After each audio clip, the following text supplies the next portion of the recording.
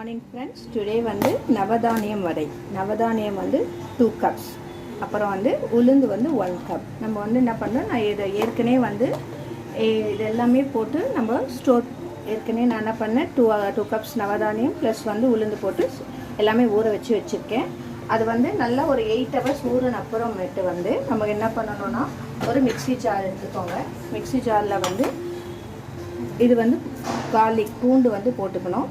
அப்புறம் வந்து ginger, next வந்து கருவேப்பிலை, கொத்தமல்லி இது கூட. நெக்ஸ்ட்டு 1 ஆனியன், நம்ம 1 ஆனியன் போட்டாச்சு. 1 ஆனியன் கட் பண்ணிவிட்டு ஆனியன் நம்ம போட்டுட்டு அது கூட சோம்பு, தானியத்தை இதோடு மிக்ஸ் பண்ணணும். நம்ம